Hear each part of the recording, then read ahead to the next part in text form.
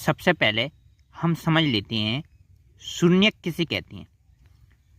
देखो यहाँ लिखा हुआ है, शून्यक विशेषकर बहुपद में चर का वह मान होता है जिसे बहुपद में रखने पर पूरे बहुपद का मान शून्य हो जाता है।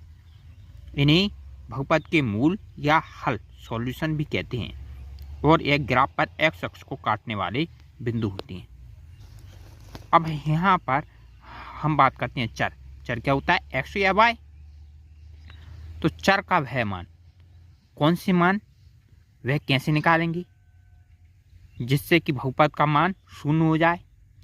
तो ये शून्य के लिए हम ऐसा करते हैं, जो भी बहुपद दिया हो उसे शून्य के बराबर मान लेते हैं। अब यहाँ पर हम उदाहरण के लिए लेते हैं। उदाहरण के लिए हमने एक बहुपद लिया है, पी का मतलब है पॉलिनोमियल बहुपद, एक्स मतलब यहाँ पर जो बहुपद है वो किसका है? एक्स का। यहाँ पर एक ही चर है, वो है एक्स चर, इसलिए एक्स से प्रदर्शित करते हैं। तो ये ज़्यादा गंभीर बात नहीं है, ये सिर्फ इतना हमने इसलिए लिया है पी एक्स कि ये प्रदर्शित करता है बहुपद को, बस। बहुपद x+5 है, बहुपद है हमारा x+5, तो x+5 को बराबर मान लिया पी एक्स की। ये x+5 भी दिया होता है यहीं पर।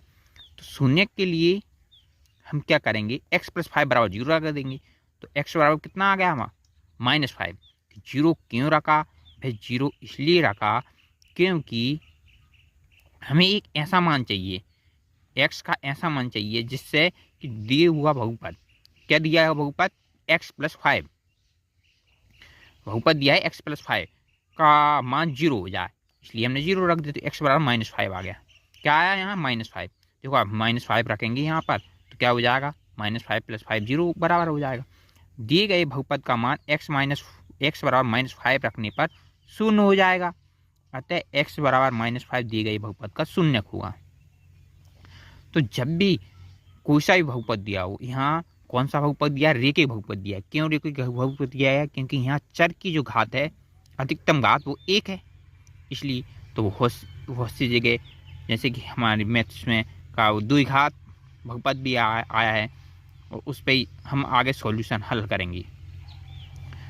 तो द्विघात बहुपद में भी क्या होते हैं? 2 शून्य निकलती हैं, तो उस बहुपद को 0 के बराबर कर देती हैं, उसके गुणनखंड करके 0 के बराबर कर देती हैं, दोनों के मान आ जाती हैं, और जो मान आती हैं वही शून्य कहलाती हैं।